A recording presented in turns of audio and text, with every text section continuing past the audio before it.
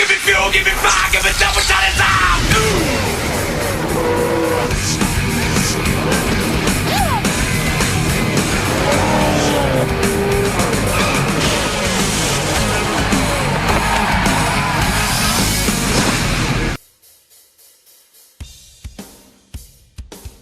The race to the Winston Cup Championship took some wild turns last Sunday at Watkins Glen. Rusty Wallace walked away with the victory, but the points battle between the top two just got a little bit tighter. Now the teams go full throttle on this high-speed track at Michigan. Here, the track is wide, the pace is swift, and the 400-mile mission is demanding. Today, it's not just about horsepower, it's also about manpower. This is the Pepsi 400 at Michigan. Now let's go trackside with MRN for the command and the starting lineup.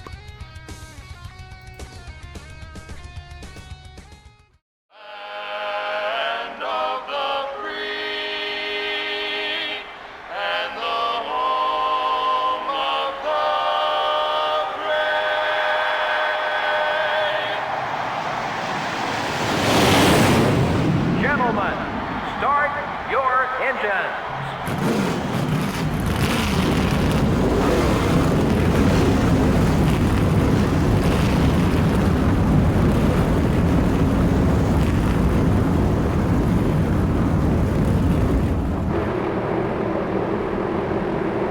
Well, let's see how they'll line up for the start.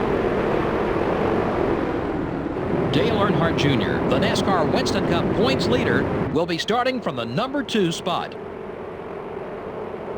In the second row are the Team Rusty Ford and the Haviland Ford. Starting the race from row 3 are the Dodge dealers UAW Dodge and the Citgo Ford. The fourth row has the Pennzoil Chevrolet and the Ganassi Racing Dodge. Starting the race from row 5 will be the 12 car and the Target Dodge.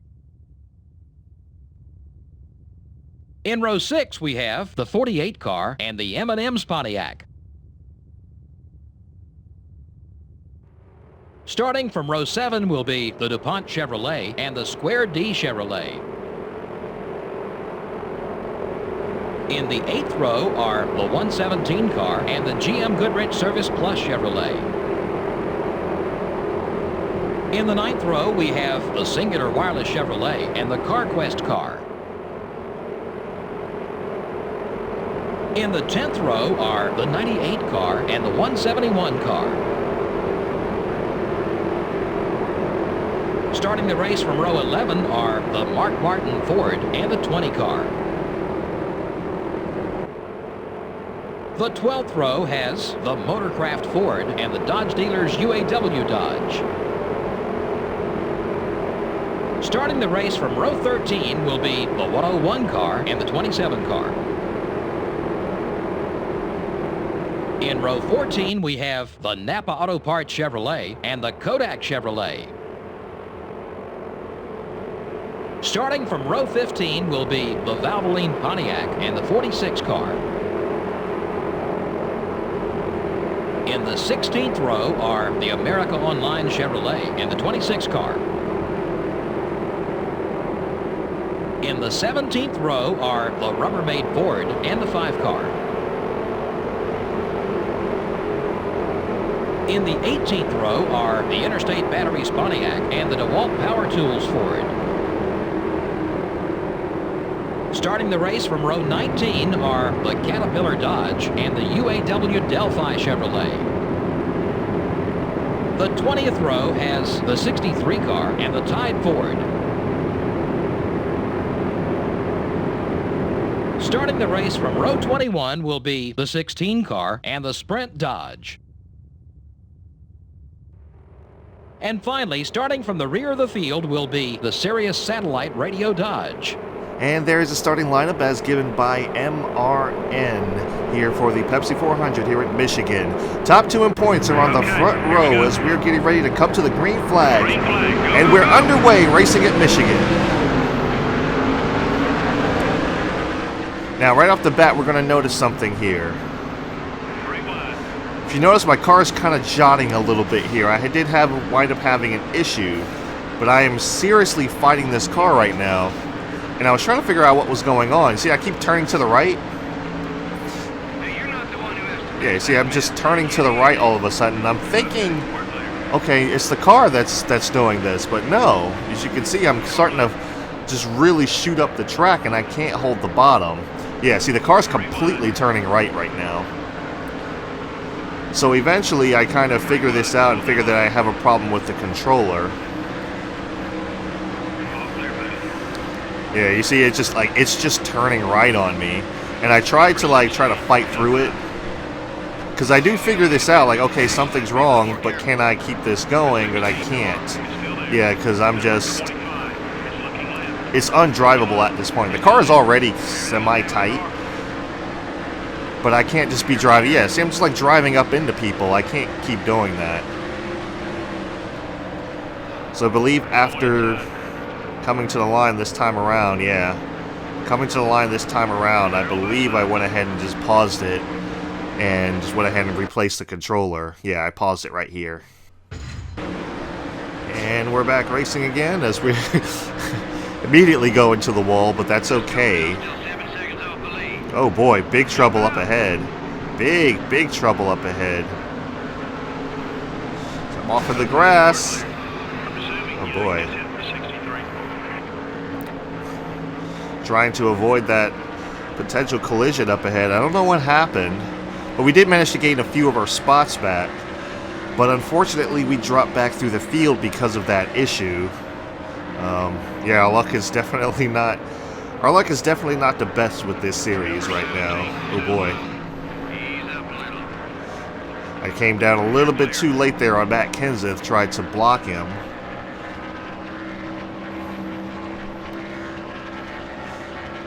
But yeah, I was a little bit confused at first when that started happening, because at first I thought it was just the car fighting me, and I'm like, oh, okay, it's just the car just being a butt or whatever, and I'm like, I think I can kind of handle that. But then I quickly started to realize when I wasn't on the analog stick that it was turning right, and I'm like, oh man, are you serious?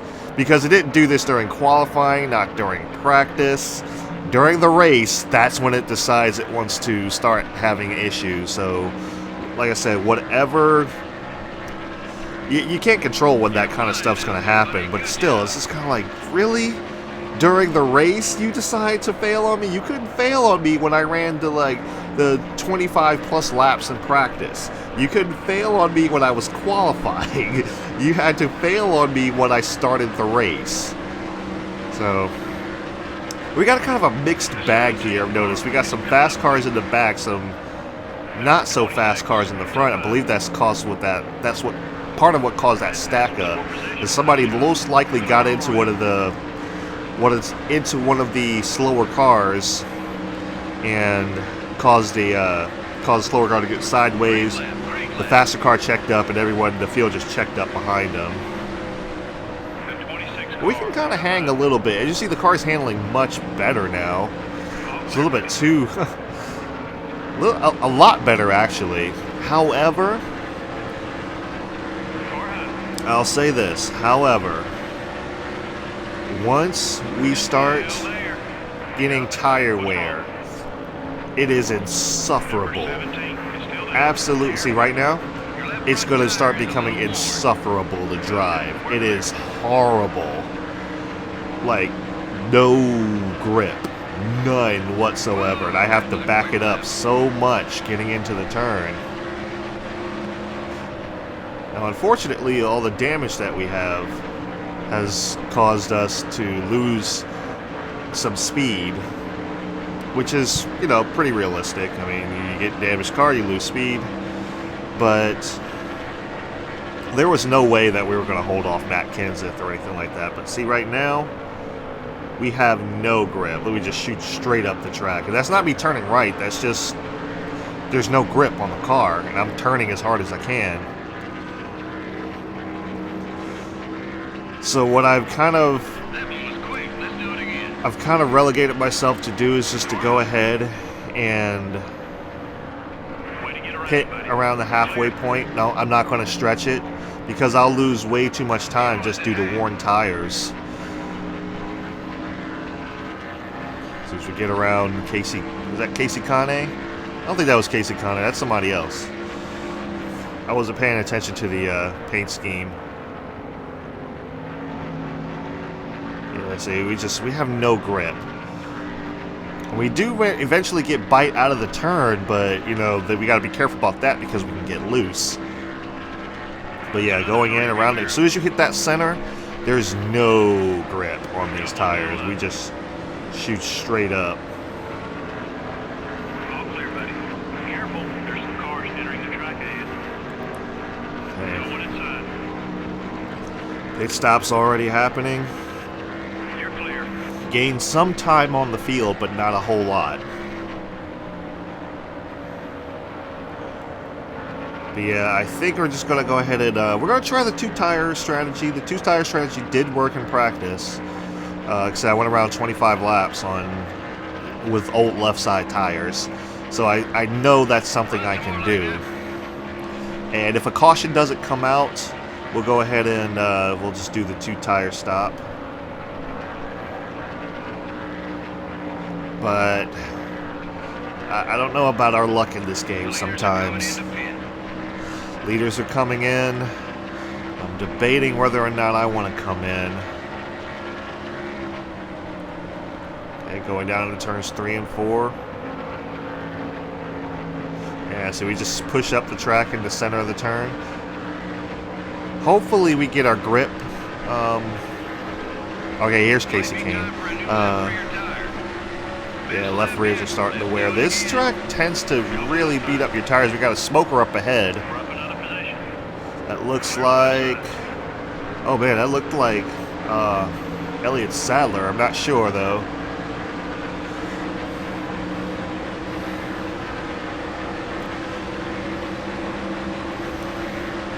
And this looks like Dale Earnhardt Jr. behind us. Yeah, that's Dale Jr. No, that's Ron Hornaday with speed out of nowhere. Or we're just completely off the pace because we have no grip, which is quite possible. Hornaday's been really good this season. Cracked the top 11. Boy. Okay, I backed off a little bit much there. I probably didn't need to back off that much. Here comes Ricky Craven to our inside. He's not for position, but I believe we're going to come down pit road this time by, if I'm not mistaken. Okay, got some cars coming down pit road. Actually, we're going to hold up a little bit. Yep, see? There he goes. No grip. Yeah, that was Elliott Sadler. Elliott Sadler coming down pit road. We're going to wait another lap because we're not sure if, like, there's going to be a caution with Elliott Sadler or not, so I know, like, it's probably just best to stay out and wait and kind of just, you know, kind of play strategy a little bit. Golly, this car won't turn. Yeah, we have no grip anywhere now. We're just kind of along for the ride here. Yeah, I can't get down to the bottom. Alright, waiting for Kyle Petty to get around us. See, I'm 140 in the turn. I'm still just shoving straight up the track. Okay. See, that's just where I should have practiced where pit road was. But speed limits was still 60, so that's fine. No left side tires. We're going to take 2, and of course,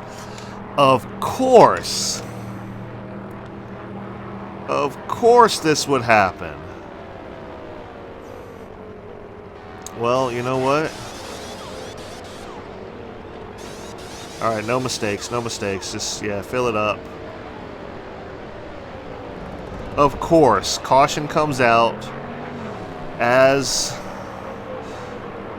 see, if I had a few extra seconds, I would have went ahead and just did the 4 tires. It would have gave me a little bit of speed. Oh, man. Someone's around. Can't tell who this is. Ooh, Jeff Burton.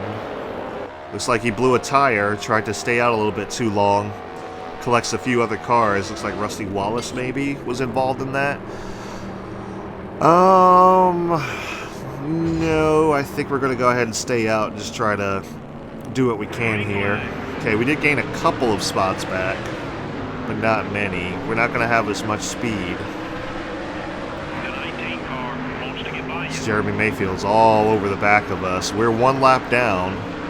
There's nothing we could really do about that, I don't think.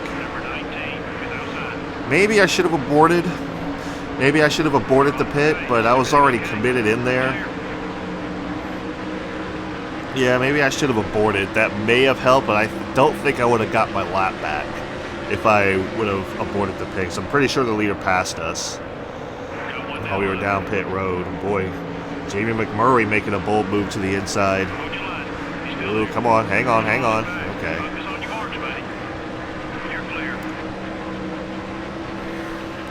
I was going to try to go down and side draft and protect that position. However, I started to get loose, and I was like, okay, just don't. Whoa, boy.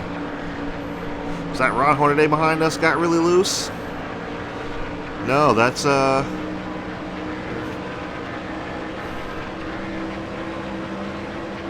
that Ron Hornaday? That might be Hornaday behind us. No, that's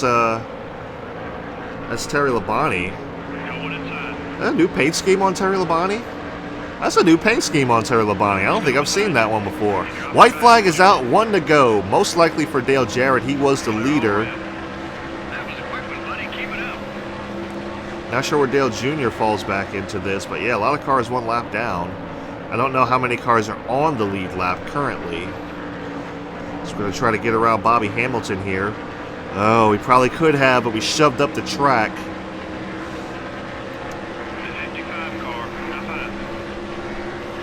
Okay, go inside, we back out of it. And we still shoot up the, this is, yeah, this is just, we backed off early and we still shot up the track. So yeah, we definitely need to get that. Checkered flag in the air, most likely for Dale Jarrett, and we're going to come home 31st. Yep, Dale Jarrett is your race winner. Not very many caution laps in this one. Well, I'd say the fans would probably have liked to see more excitement. I'm sure the drivers, on the other hand, were happy about the low number of caution flags. The 83 car didn't have much of a race. Well, he gave it all he had, and that's all you can ask of any driver. This has been an MRN broadcast of live NASCAR Winston Cup racing. Until next time, so long, and have a great day. Okay guys, so here are the race results for the Pure Michigan 400 here in Michigan. Dale Jarrett is your race winner. Rusty Wallace comes in second. Ricky Rudd is in third. Fourth is Jimmy Spencer. Fifth is Johnny Benson. Sixth is Dale Earnhardt Jr. Seventh is Jimmy Johnson. Eighth is Jeff Gordon. Ninth is Sterling Marlin. And rounding out the top 10 is Mark Martin. And as you can see here, 5 cars finished on the lead lap. These guys did not pit under caution. That will allow drivers like Johnny Benson, Jimmy Spencer, who don't really run up front to have good finishes. And here are the rest of the field where you can pick out your favorite driver. Winner's purse of $158,000, 1 caution for 2 laps, 4 lead changes, time of race 19:34 thereabouts, average speed of 123 miles per hour, and margin of victory 1.9 seconds. As you can see, we finished 31st. As our luck is just not the best in this game right now. We're having a serious run of bad luck. And 43rd in last place is Tony Stewart. I'm not sure when he blew up, but I knew Elias Sala was blowing up early on. He was the car I was trying to avoid a few times. So other than that, everyone else finished the race, just finished 1 lap down, unfortunately. Okay guys, so here are the point standings. As you can see, we have now fallen out of the top 20. Michael Waltrip has inherited the 28th place position. Jimmy Spencer has further moved himself up into the top 20 with his top 5 finish today. Let's go up and give you the top 4, who are Dale Earnhardt Jr., who is still your points leader, ahead of Dale Jarrett with his win today, only 28 points back. Jeff Gordon in third, 186 points back, and Mark Martin in fourth, 191 points back. And the awards for today are Dale Jarrett with the pole award winner, He led the most laps of the race, moving up the most spots due to that caution. Most likely is Johnny Benson. Dale Jarrett with the fastest pace of the race. Rookie of the race was AJ Hicks, and the move of the race goes to Dale Jarrett. Somehow, not sure, because he was leading the entire race. So, but yeah, those are the point standings, guys. I don't know, guys. This race was kind of doomed from the start with the controller issues, as you saw, and I already explained it earlier, but the controller was constantly turning me to the right, and I didn't catch that at first. I was just like, I felt like it was resisting me. The car was resisting me. I was like, what's going on with the car? And I'm noticing, like, when I let go of the analog stick, all of a sudden I'm jotting to the right. Like, the car is literally turning that way, and that's when I was like, okay, I need to go ahead and change the controller. So I went ahead and changed that out, and it did help. It was a lot better. Unfortunately, our tires were already starting to wear, but it was a lot better. And then the caution, as we were on pit road, and I was tempted to abort, but I'm like, I'm already here. I may as well just keep going. And yeah, I was already there. I was already losing spots. So it was like there was really nothing that could be done there. It's just bad luck. It's just really, really, really crappy luck. But maybe things will get better next week. Well, I'm not sure. We're racing at Bristol, and we have not raced at Bristol for a long time, not since the beginning of the season, so we're going to have to see how the race goes there. Hopefully it's a decent one. You can expect a lot of contact, a lot of beating and banging. It's Bristol. It's the Bristol night race, so hopefully we have some better luck there. And it's just this game can really, this career mode's really doing a number on me. I'll say that much. But I'm not going to make any decisions yet until the end of the season. And maybe things will turn around. Who knows? But we definitely need to get our our chassis and tire grip down, because that is killing us. That's killing us in the corners. We can't corner because we have no grip. And even though we have newer equipment, I can actually show you guys. We do have let's go to R&D, developed. So we do have tire grip and tire wear times, the first stage, but now we're just getting we need the second stage, basically, I guess, to be competitive in this mode. So yeah, we're gonna do what we can, guys. We're gonna do what we can and just do our best as we always do. Thank you guys for watching. I'm sorry I couldn't be a better race, but thank you guys for watching and showing support. That really means a lot. And if you enjoy these races, I do them every week following the NASCAR season. And I will see you guys at Bristol.